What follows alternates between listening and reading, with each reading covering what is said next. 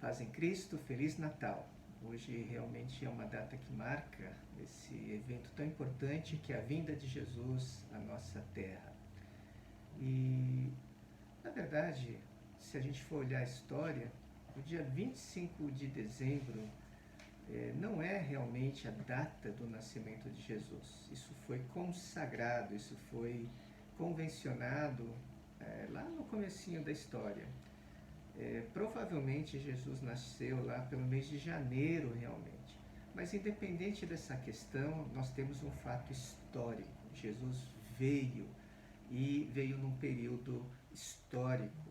Não é um mito, não é uma fantasia.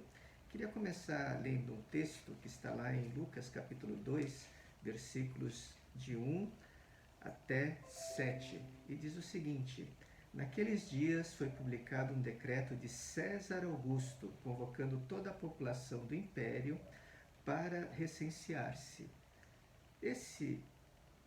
O primeiro recenseamento foi feito quando Quirino era governador da Síria. Então você vê que aqui Lucas teve o cuidado de colocar esse evento do nascimento de Jesus dentro de um momento histórico. Isso é muito bom, porque significa que nós estamos falando de algo real. Nós falamos do nascimento de Jesus que realmente veio. Era uma expectativa lá no Antigo Testamento e aqui se concretiza nesse período da história. Todos iam alistar-se, cada um à sua própria cidade.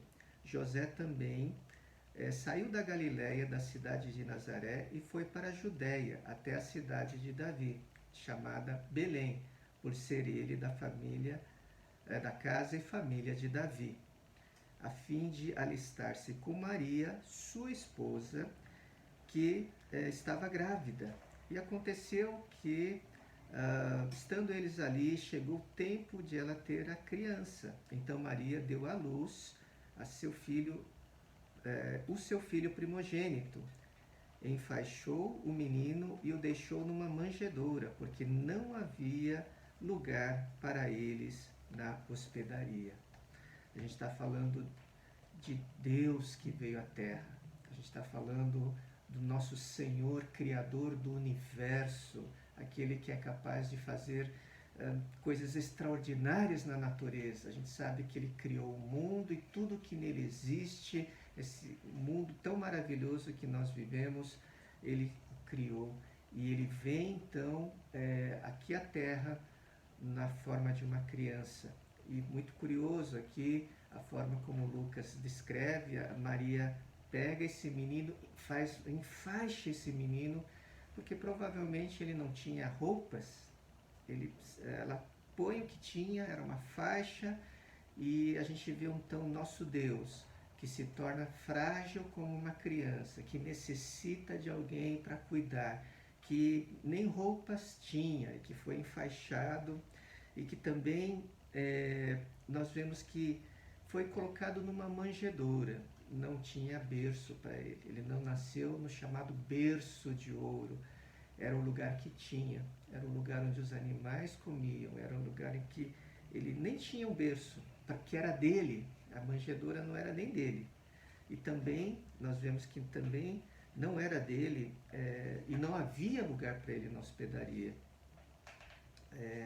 Então nós vemos que esse nosso Deus chega de uma maneira tão frágil, tão pequeno, e às vezes a gente pensa que por que, que ele faz isso e fez isso para conosco.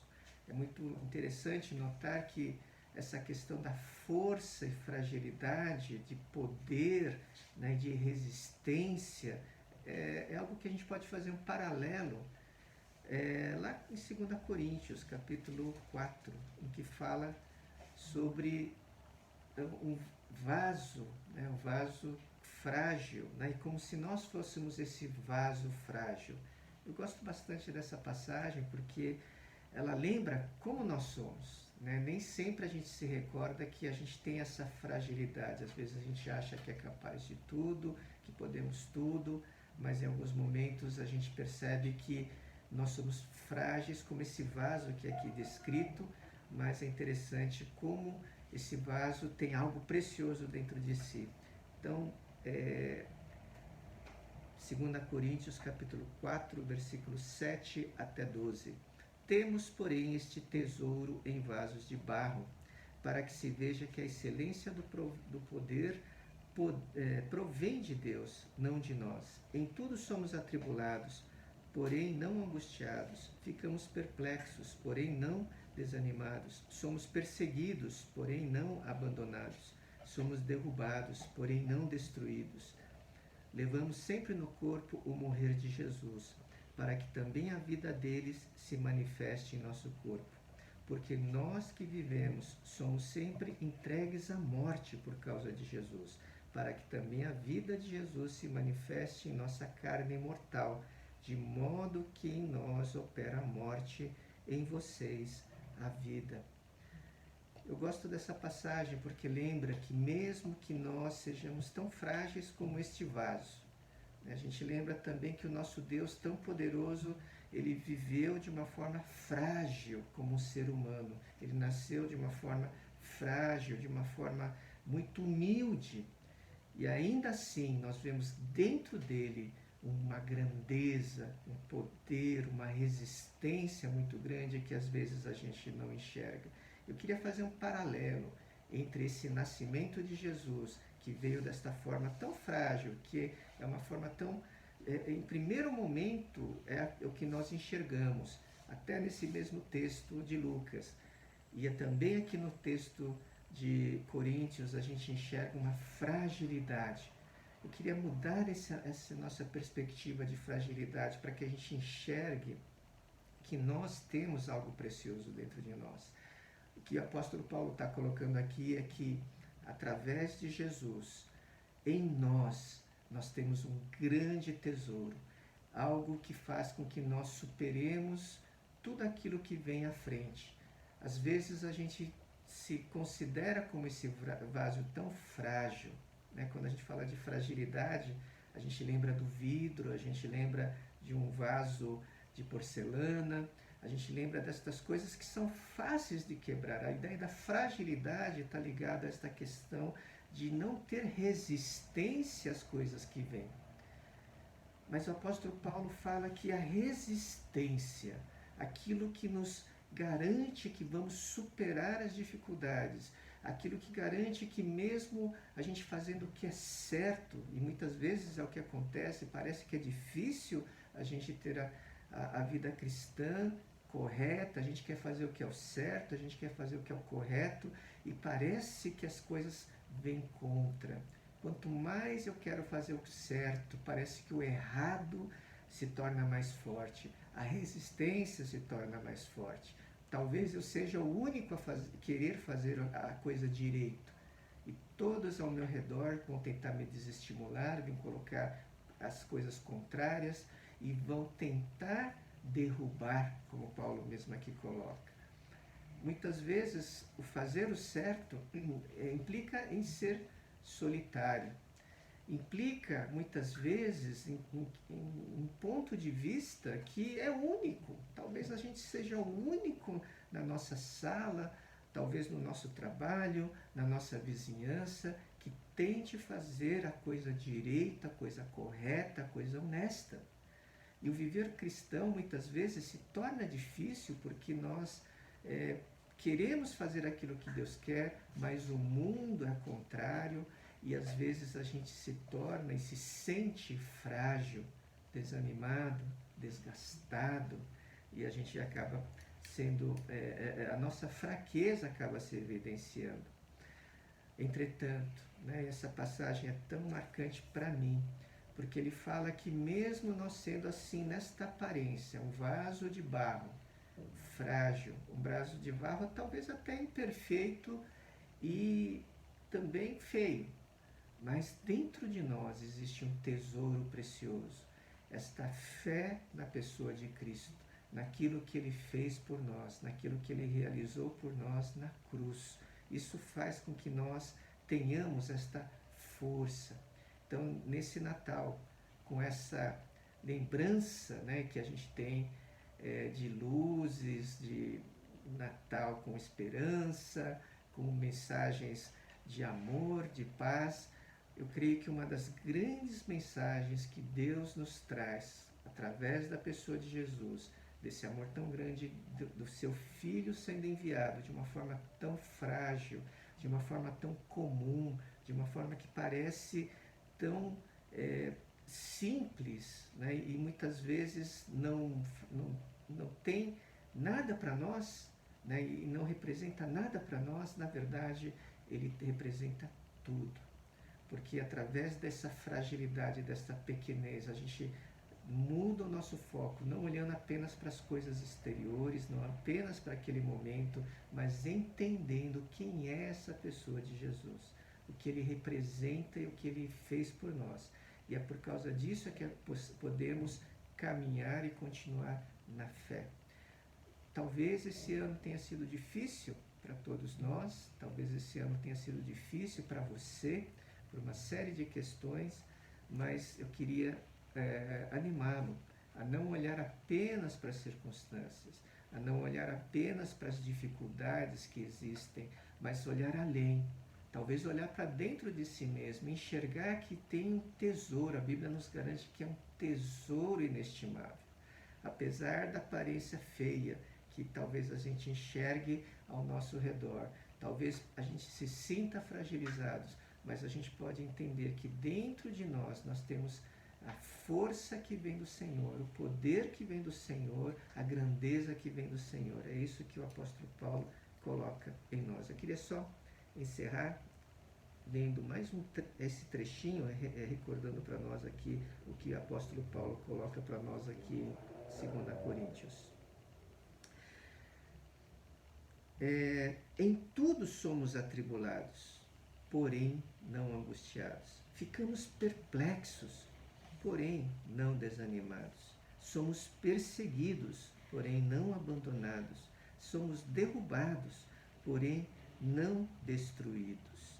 Porque, olha o versículo 10, levamos sempre no corpo o morrer de Jesus, para que também a vida dele se manifeste em nosso corpo. Porque nós que vivemos somos sempre entregues à morte por causa de Jesus, para que também a vida de Jesus se manifeste em nossa carne mortal, de modo que em nós opera a morte, em vocês a vida.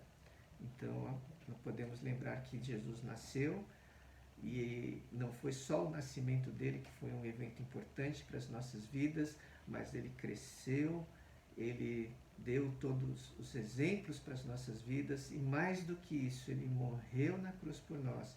E a Bíblia fala que ele ressuscitou, e é por causa disso, é por causa desta certeza, é com fé nesta verdade é que nós podemos prosseguir na nossa vida cristã, é que nós podemos fazer o que é o certo, é onde nós vamos retirar a força necessária para continuar perseverando e vivendo plenamente a vida em Cristo, até o momento em que ele vai voltar. E isto, né, nós estamos aguardando, né, como nós colocamos numa outra mensagem, a gente fala do advento. O primeiro advento foi a vinda de Jesus, em que os profetas disseram ao povo de Israel: esperem, virá o Messias, virá aquele que é o ungido, aquele que é o prometido. E ele veio. A gente comemora e celebra isso no Natal. Agora, nós como igreja hoje também aguardamos o segundo advento. É a volta física de Jesus. Nós também temos essa esperança que também foi profetizada tanto no Antigo Testamento quanto no Novo Testamento. A gente aguarda com expectativa a volta de Jesus, que vai realmente, desta vez, reinar sobre a terra. Ele veio humilde, ele veio frágil como uma criança. Desta vez não, ele não virá desta maneira. A Bíblia fala que ele virá em grande poder e glória, e ele virá para reinar sobre a terra. Ele vai agora dominar sobre todas as nações, e tudo que a gente tem passado, todas as crises, todas as dificuldades, toda a tristeza, toda a lágrima será enxugada, porque nós estamos aguardando, né, a vinda do Senhor Jesus, e ele então vai reinar. E esta é a nossa segunda, a esperança, esse é o segundo advento da volta de Jesus Cristo. Então que Deus possa abençoar sua vida, possa realmente cuidar desse final de ano e que Deus continue animando você, né, para que possa perseverar na fé. Continue fazendo o que é correto, continue fazendo o que é certo, continue vivendo plenamente a vida cristã, mesmo quando todas as pessoas ao seu redor talvez não estejam vivendo desta forma. Eu vou fazer uma oração agora. Pai, queremos agradecer ao Senhor, primeiro pelo presente que recebemos através de Jesus, que é a vida eterna. Pai, continua animando a cada um de nós. Talvez nesse Natal muitas pessoas, apesar do clima festivo, esteja triste por causa de perdas, por causa, Senhor, de dificuldades que tem enfrentado. Mas Deus, nós perseveramos, nós queremos continuar, nós queremos permanecer firmes e fiéis ao Senhor, porque entendemos que não depende apenas de nós, porque o Senhor já tem feito tudo e tem nos dado tudo através de Jesus. Pai, ajuda-nos a enxergar novamente isso, ajuda-nos a pegar com firmeza esta verdade, ajuda-nos, Senhor, a olhar com outros olhos o que nós temos vivido. Pai, abençoa cada um aqui, guarda cada um aqui e ajuda, Senhor, no caminho do Senhor. É o que nós pedimos, agradecidos, em nome de Jesus. Amém.